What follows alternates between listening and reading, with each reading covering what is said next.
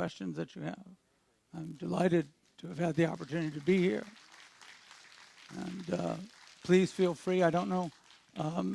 We have microphones. Yes. So if there's anything on any, by the way, any subject, not necessarily what I discussed today. We got one over here in the back. Great. Yes, ma'am. Thank you. I was wondering, how long do you think it'll take before we have more than a two-party election?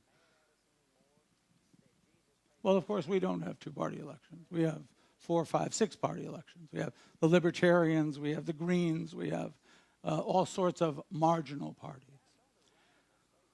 To suggest that we evolve into a multi-party system is to suggest that the two-party system is a failure. And that case can be made, by the way, and made legitimately. Because up until, interestingly enough, I think this past election, because this past election was a 3-party election. I don't know if that's come through my remarks. But in fact, it was a 3-party election. It was the Republicans, the Democrats, and the Obama supporters. And the reason I say that, and I don't say it entirely in jest, is because he created out of whole cloth tens of thousands of new committed voters who were not committed Democrats, who were not committed Republicans. They were committed Obama supporters. And so if the two-party system sensitizes itself to meeting the real needs of the people of this country and fights that fight on a level playing field for the hearts and minds of you and I, then a third party or fourth or fifth party not only is unnecessary, but in fact dilutes the ability of whichever the two major parties has the standing to win the hearts and minds of the people of this country. If you look at, I suggested earlier in my remarks in another lecture that but for Ross Perot, Bill Clinton would not have been president of the United States. Some of you may be breathing a sigh of relief that he was there or wasn't there, but I can tell you that that was the case. If Lincoln had not been a third-party candidate, he would not have been president of the United States. So that is not to say that a multi-party system beyond our two parties is a good thing or a bad thing. But what it implies to me is that the two parties who have the organization, the donor list, the things that make a political party viable, if they are doing such a lousy job that something else has to spring out of whole cloth, then it's time for them to look at themselves and wonder why. I hope that answers your question.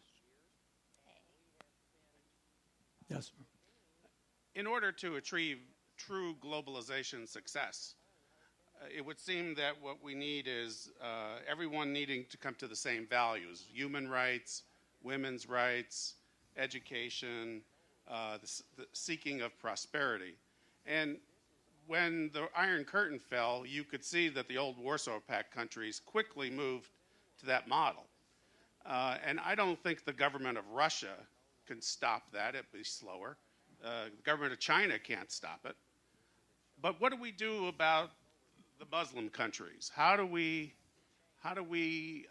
get them to tolerance at the very minimum when it seems that everything that we've tried, including forced democratization, is not working?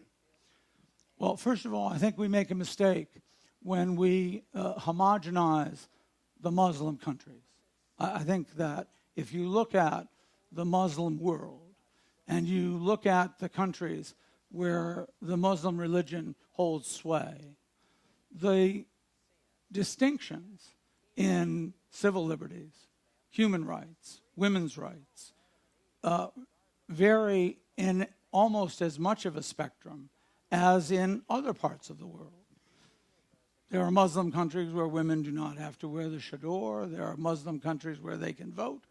If you recall, Benazir Bhutto was running for the presidency of Pakistan. So to suggest that we are dealing with a monolithic and culturally antithetical civilization, I think is a mistake historically. It certainly, I think, is a mistake intellectually.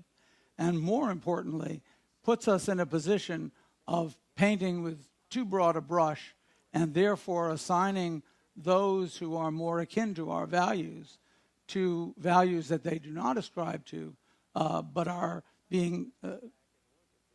having guilt by association. So I think what we need to do is to understand, first of all, human nature. You know, I love to blow my own horn, but I have to tell you, 20 years ago, 30 years ago, I said to a friend of mine in a conversation, I said, communism can't last. I said, if it lasts another, and I think the term I use is 20 years, if it lasts another 20 years, I'll be astounded. He looked at me and says, what are you, crazy? And I said, I'll tell you why. Because it is antithetical to human nature. And at some point, you can put your finger in the dike, you can hold the wall back as hard as you want, but ultimately human nature prevails. And the reason that democracy works is because it caters to human nature. It feeds the need of human nature, the need for charting your own course, the need for being able to decide for yourself, the need to be able to have the religion that is right for you, and the list goes on. And so if that is true, if we are in fact evolving, as I believe we are, toward a world where human nature prevails, then any system, no matter how reactionary, no matter how dictatorial, no matter how cruel or repressive, it cannot last. How long it will take to disintegrate, we can argue about. But that it will disintegrate in favor of perhaps a better democracy than ours. I don't have a great deal of faith, frankly, in the idea that we have reached the zenith in the United States of democracy. I think we've got a long way to go.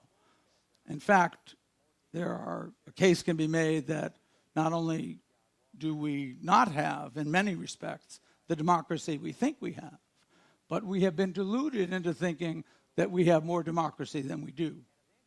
So I hope I'm right. I think history has demonstrated that I am.